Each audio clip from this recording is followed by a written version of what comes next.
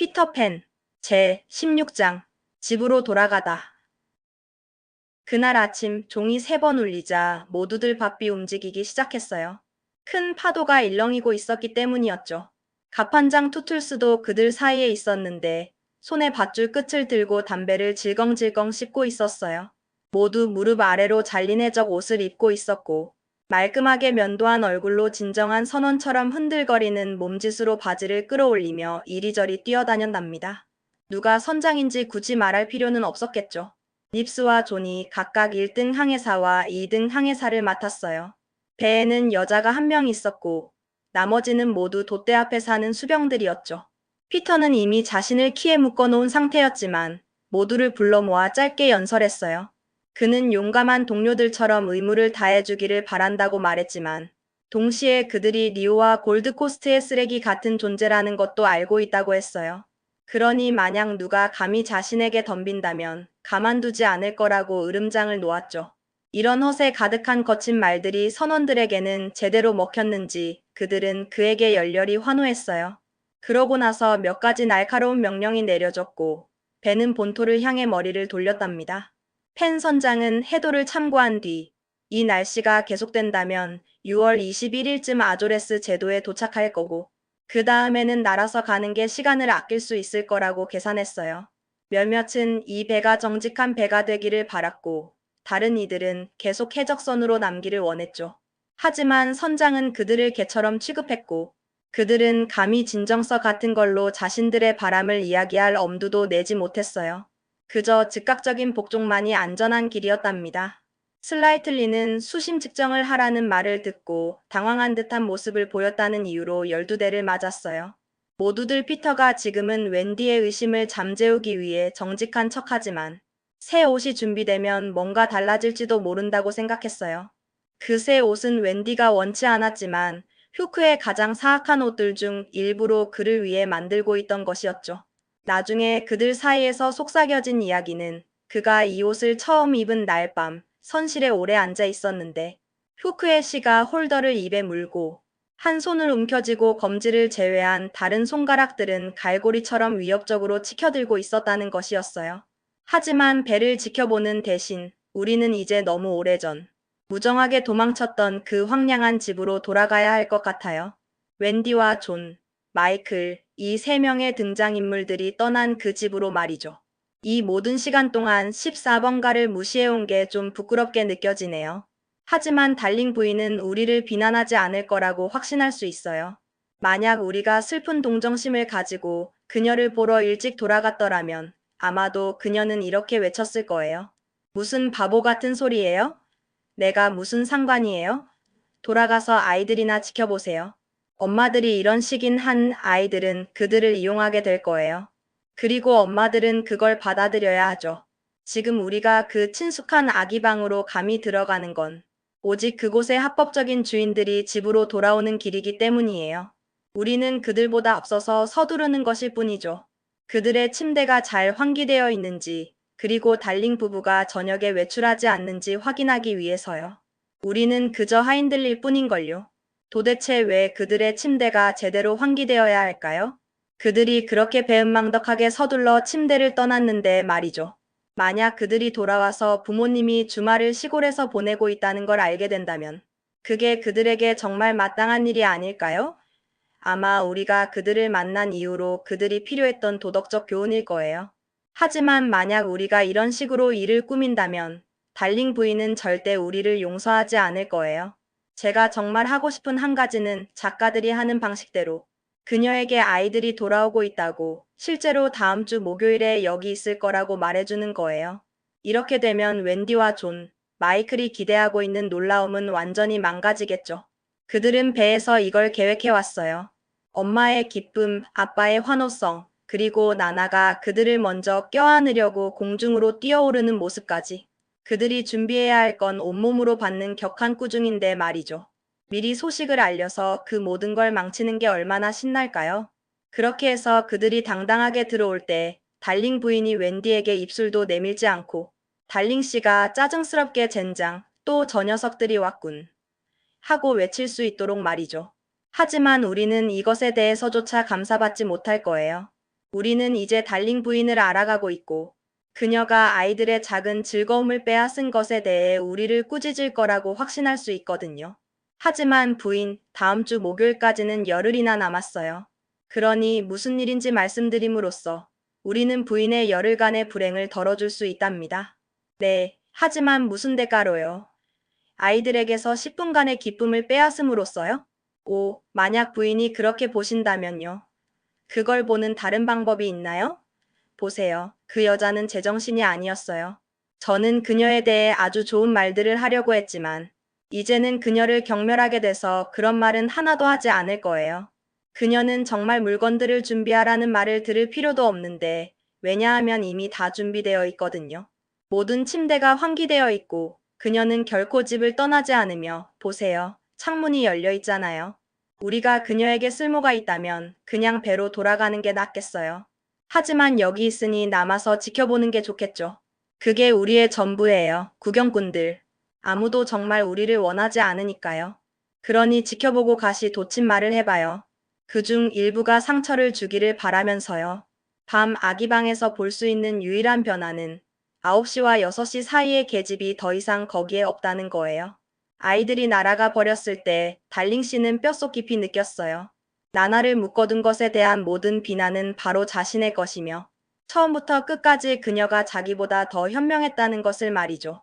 물론 우리가 보았듯이 그는 꽤 단순한 남자였어요. 실제로 그가 그의 대머리를 벗을 수만 있었다면 다시 소년으로 통할 수도 있었을 거예요. 하지만 그는 또한 고귀한 정의감과 자신에게 옳다고 보이는 것을 할 사자의 용기를 가지고 있었죠. 그리고 아이들의 도주 후에 걱정스러운 마음으로 신중하게 문제를 생각한 끝에 그는 네 발로 기어가서 계집 안으로 들어갔어요.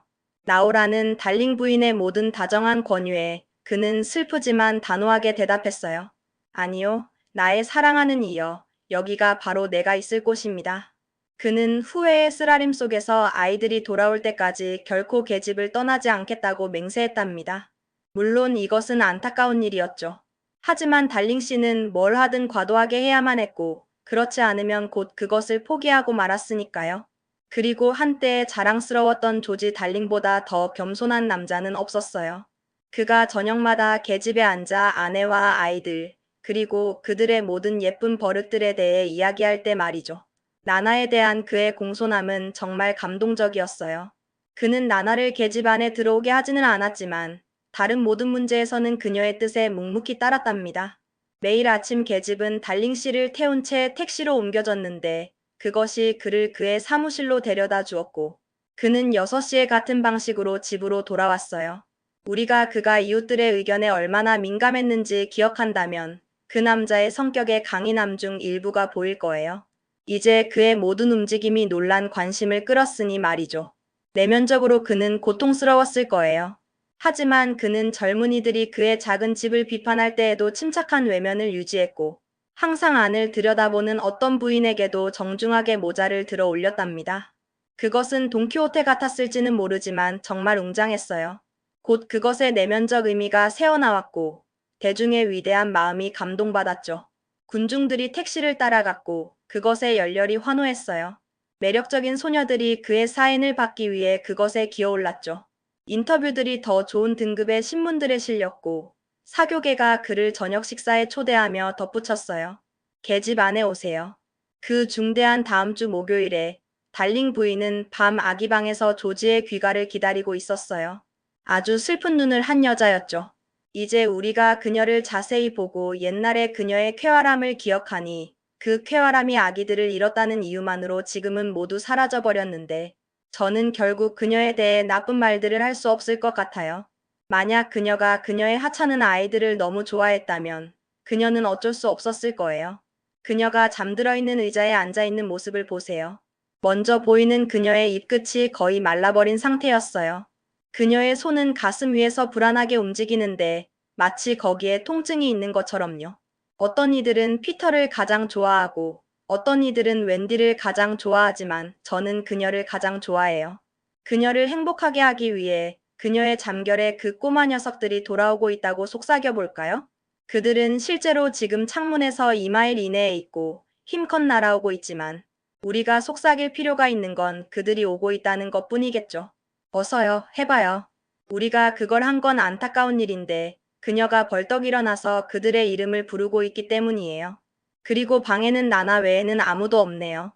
오 나나, 내 사랑하는 아이들이 돌아온 꿈을 꾸었어요. 나나는 흐릿한 눈을 가지고 있었지만 그녀가 할 수 있는 전부는 그녀의 발을 부드럽게 여주인의 무릎에 올려놓는 것 뿐이었어요. 그리고 그들은 이렇게 함께 앉아 있었는데 계집이 다시 가져와졌을 때였죠. 달링 씨가 아내에게 키스하기 위해 머리를 내밀 때 우리는 그의 얼굴이 예전보다 더 지쳐있지만 더 부드러운 표정을 가지고 있는 것을 보게 돼요. 그는 모자를 라이자에게 주었는데 그녀는 경멸적으로 그것을 받았어요. 왜냐하면 그녀는 상상력이 없었고 그런 남자의 동기를 이해할 능력이 전혀 없었기 때문이었죠. 밖에서는 택시를 집까지 따라온 군중이 여전히 환호하고 있었고 그는 당연히 감동하지 않을 수 없었겠죠. 그들의 말을 들어보세요. 그가 말했어요. 정말 만족스럽군요. 많은 어린 소년들이군요. 라이자가 비웃었죠. 오늘은 여러 성인들이 있었습니다. 그가 희미한 홍조와 함께 그녀에게 확신시켰어요. 하지만 그녀가 머리를 내젓자 그는 그녀에게 꾸짖는 말을 하나도 하지 않았어요. 사회적 성공이 그를 망치지 않았던 거죠. 오히려 그를 더 다정하게 만들었을 뿐이었어요. 한동안 그는 계집 밖으로 머리를 내밀고 앉아서 달링 부인과 이 성공에 대해 이야기했고, 그녀가 그의 머리가 그것 때문에 돌아서지 않기를 희망한다고 말했을 때 그녀의 손을 안심시키며 눌러주었어요. 하지만 만약 내가 약한 남자였다면, 그가 말했어요. 세상에, 만약 내가 약한 남자였다면, 그리고 조지. 그녀가 조심스럽게 말했죠. 당신은 여전히 후회로 가득 차 있죠. 그렇죠? 여전히 후회로 가득 차 있습니다. 가장 사랑하는 이여. 네버를 보세요. 계집에서 살고 있습니다.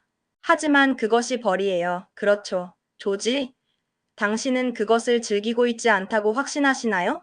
나의 사랑이여. 당신은 그녀가 그의 용서를 빌었다고 확신할 수 있을 거예요. 그러고 나서 졸음을 느끼며 그는 계집 안에서 둥글게 웅크렸어요. 아기방 피아노로 나를 재워주지 않겠어요? 그가 물었죠. 그리고 그녀가 낮 아기방으로 건너가고 있을 때 그는 무심코 덧붙였어요.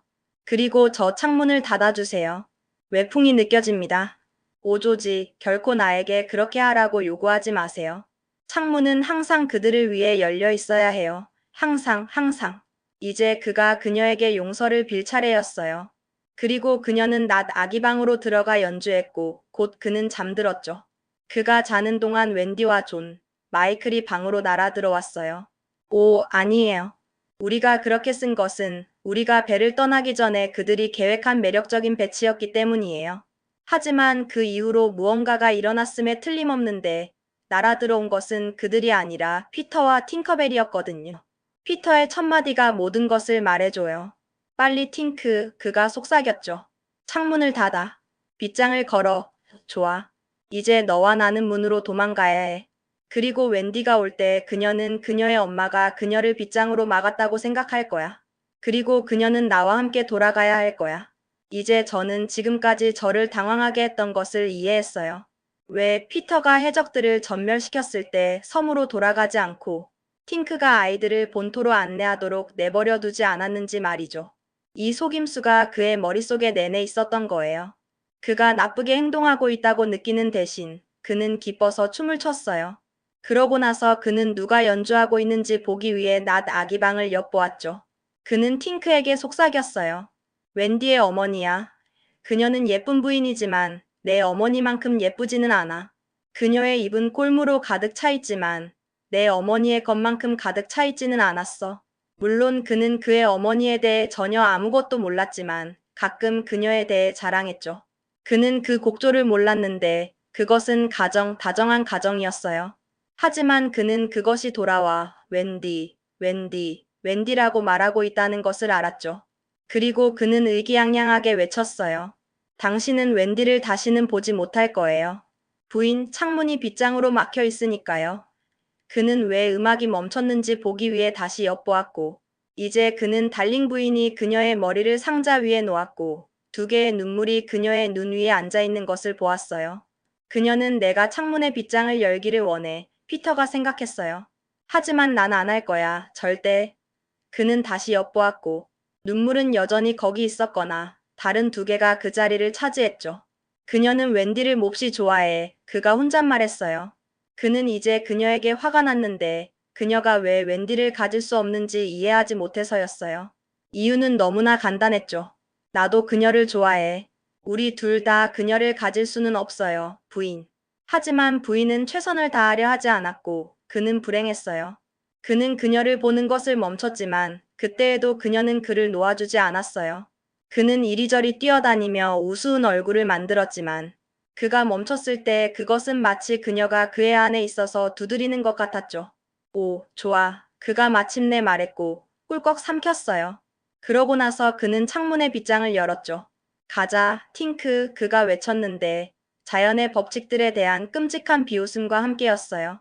우리는 어떤 바보 같은 어머니들도 필요 없어. 그리고 그는 날아갔답니다.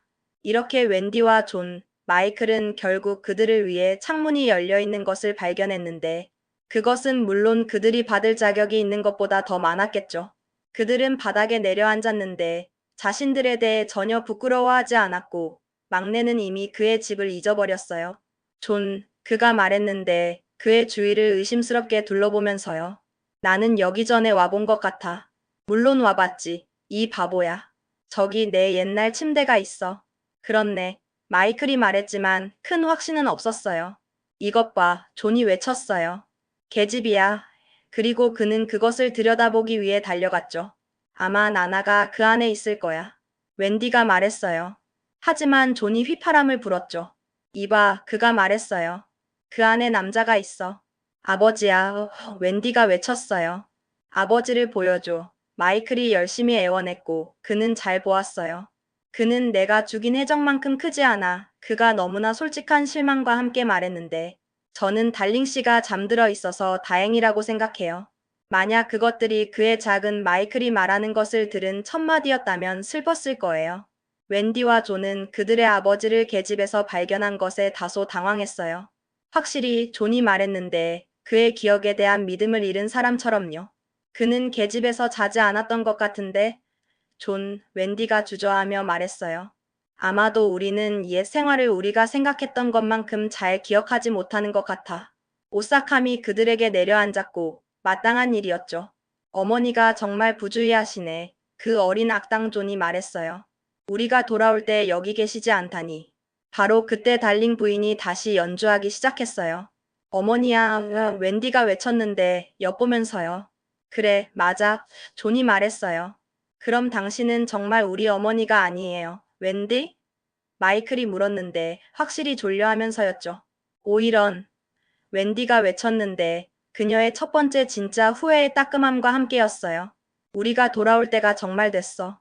살금살금 들어가자 존이 제안했어요. 그리고 그녀의 눈 위에 우리 손을 올려놓자.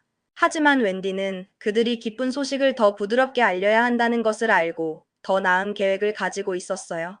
우리 모두 우리 침대에 살금살금 들어가자. 그리고 그녀가 들어올 때 거기 있자. 마치 우리가 결코 떠나지 않았던 것처럼. 그래서 달링 부인이 그녀의 남편이 잠들었는지 보기 위해 밤 아기방으로 돌아갔을 때 모든 침대가 점유되어 있었어요. 아이들은 그녀의 기쁨의 외침을 기다렸지만 그것은 오지 않았죠. 그녀는 그들을 보았지만 그녀는 그들이 거기 있다고 믿지 않았어요. 보세요. 그녀는 그녀의 꿈속에서 너무나 자주 그들의 침대에서 그들을 보았기 때문에 이것이 단지 여전히 그녀 주위에 매달려 있는 꿈이라고 생각했던 거죠. 그녀는 벽난로 옆 의자에 앉았는데 옛날에 그녀가 그들을 돌보던 곳이었어요. 그들은 이것을 이해할 수 없었고 차가운 두려움이 그들 셋 모두에게 내려앉았죠. 어머니, 웬디가 외쳤어요. 웬디네요. 그녀가 말했지만 여전히 그것이 꿈이라고 확신했어요. 어머니, 존이네요. 그녀가 말했어요. 어머니, 마이클이 외쳤어요. 그는 이제 그녀를 알았죠. 마이클이네요. 그녀가 말했고 그녀는 그들이 다시는 결코 감싸지 못할 세 명의 작은 이기적인 아이들을 위해 팔을 뻗었답니다. 네, 그들은 그랬어요. 그들은 웬디와 존, 마이클을 둘러쌌는데 그들은 침대에서 미끄러져 나와 그녀에게 달려갔죠. 조지, 조지. 그녀가 말할 수 있게 되었을 때 외쳤어요. 그리고 달링 씨가 깨어나 그녀의 행복을 나누었고 나나가 달려 들어왔답니다. 더 사랑스러운 광경은 있을 수 없었을 거예요. 하지만 창문으로 들여다보고 있는 작은 소년 외에는 그것을 볼 사람이 없었어요. 그는 다른 아이들이 결코 알 수 없는 무수한 황홀경을 가졌었죠. 하지만 그는 창문을 통해 바라보고 있었는데 그가 영원히 차단되어야 할 한 가지 기쁨을 말이에요.